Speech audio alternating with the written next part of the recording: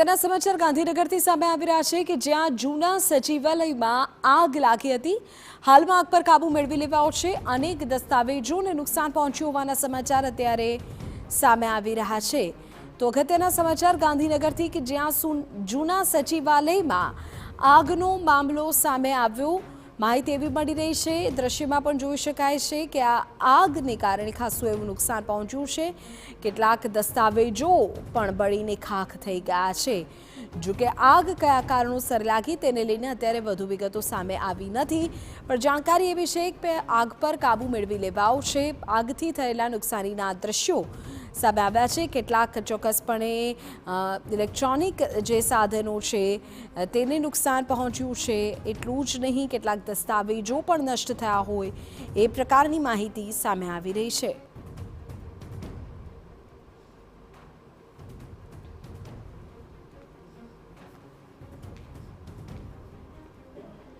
ગાંધીનગરના જૂના સચિવાલયમાં ફરી એકવાર આગની ઘટના થઈ છે। દ્રશ્યો આપ જોઈ શકો છો કે કેટલાક જે મહત્વના દસ્તાવેજ હતા તેને નુકસાન થયું છે। આગનું જે પ્રાથમિક તારણ છે તે શોર્ટ સર્કિટના કારણે માનવામાં આવી રહ્યું છે। હાલાકી આગ કાબૂમાં આવી છે, પરંતુ આગ કેવી રીતે લાગી અને સમગ્ર ઓપરેશન કઈ રીતે પાર પાડ્યું, મહેશ મોડ આપણી સાથે છે, ફાયર અધિકારી, તેમની સાથે વાત કરીએ।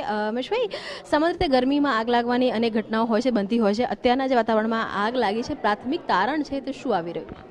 પ્રાથમિક ધ્યાન અમારા જે માણસો ઉપર પહેલાં જે ફર્સ્ટ ચડ્યા એ લોકો જોયું તો આ લેફ્ટ સાઈડમાં આપણે થોડાક કોમ્પ્યુટર ડેસ્ક છે ત્યાં થોડાક શોર્ટ સર્કિટના તણખાને એવું થતું હતું। એટલે પહેલાં તો શું થયું કે અહીંયા એટલો બધો ધુમાડો હતો ને કે વિઝન પ્રોપર આવતું નહોતું। એટલે અમારે ચારે બાજુ અમારા માણસે પહેલાં પાણી મારવાનું ચાલુ કર્યું। પછી ધીમે ધીમે જોયું થોડુંક ધુમાડો ઓછો થયો એટલે અમે શું કર્યું, બારીઓના અમુક કાચ તોડ્યા। બધી ચેમ્બરોના ધીમે ધીમે જેમ વિઝન ક્લિયર થતું હતું કે એમ બધી બારીઓના કાચ બારીઓ ખોલ નાખી એટલે ધુમાડો થોડો ઓછો થઈ ગયો। પછી જોયું તો લેફ્ટ સાઈડમાં જે કોમ્પ્યુટર ડેસ્કને થોડું ઘણી ફાઇલો ને એવું બધું ત્યાં આગ લાગી હતી। એટલે પ્રાથમિક અનુમાન મને એવું લાગે ત્યાં શોર્ટ સર્કિટ અત્યારે કરી શકે, કારણ કે બીજું તો અત્યારે કંઈ અહીં દીવો ને અગરબત્તી એવું કંઈ કર્યું ન હોય। એટલે હાલના અનુમાન તો શોર્ટ સર્કિટનું છે, છતાંય મેં અને અધિકારીઓને કીધું છે કે FSLને બોલાવી અને તમે યોગ્ય તારણ કઢાવો ખરેખર રીઝન શું હશે અહીંયા। કેમ કે સરકારી જ ઓફિસો છે અને ફાયર સેફટીને લઈને જ્યારે હંમેશા સરકાર વાત કરતી હોય છે, આ બિલ્ડિંગમાં ફાયર સેફટીને લઈને કેટલા નોર્મ્સ છે, કેટલી આ બિલ્ડિંગમાં ફાયર સેફટીના સાધનો હતા? અહીંયા મેં જોયું તો આ દરેક બ્લોકની અંદર શું હોય છે કે દરેક બ્લોકમાં બહારની સાઈડ આપણે જે સીડીઓ ચડીએ ત્યાં દરેક બ્લોકમાં દરેક ફ્લોર ઉપર બે એક્સટિંગ્યુઝર મૂકેલા હોય છે ABC ટાઈપ। મેં આવીને પ્રથમ એ જ જોયું, ફાયર એક્સટિંગ્યુઝર બહાર છે, એ કાર્યરત હતા, કાર્યરત છે, એનું ગ્રીન નીડલ ઉપર જ છે એનું, એટલે દેટ મીન્સ કે એક્સટિંગ્યુઝર ઓકે છે। એટલે ફાયર એક્સટિંગ્યુઝર બહાર હતા પણ ઓફિસ બંધ હતી અહીંયા। અધરવાઇઝ શું છે, કદાચ ઓફિસ ચાલુ હોય તો કોઈ એના કર્મચારી જે તાલીમ લીધી હોય એ લોકોને બેઝિક ખબર હોય તો એ આગ એક્સટિંગ્વિશ કરી શકત, પણ ઓફિસ બંધ હતી એટલે આગ થોડી વધારે ફેલાઈ ગઈ। અને મૂળ બીજું કારણ શું થયું છે? નુકસાનમાં કોમ્પ્યુટરને થોડી ઘણી ફાઇલો છે, એ ફાઇલો પાણી અને આગથી થોડી નુકસાન થયેલ છે।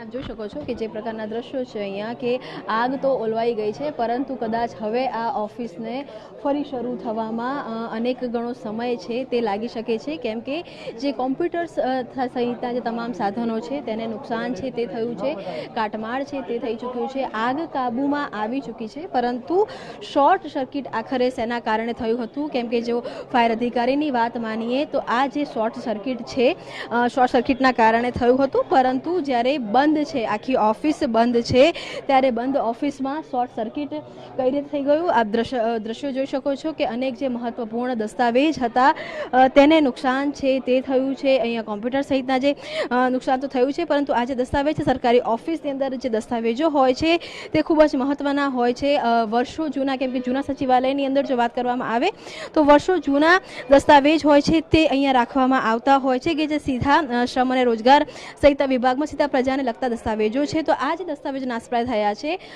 તેને બેકઅપ રિકવર કઈ રીતે કરી શકાશે તે પણ અત્યારે અહીંયા જોવું રહ્યું। કેમેરામેન મનીષ સાથે કિંજલ મિશ્રા, TV9 ગાંધીનગર।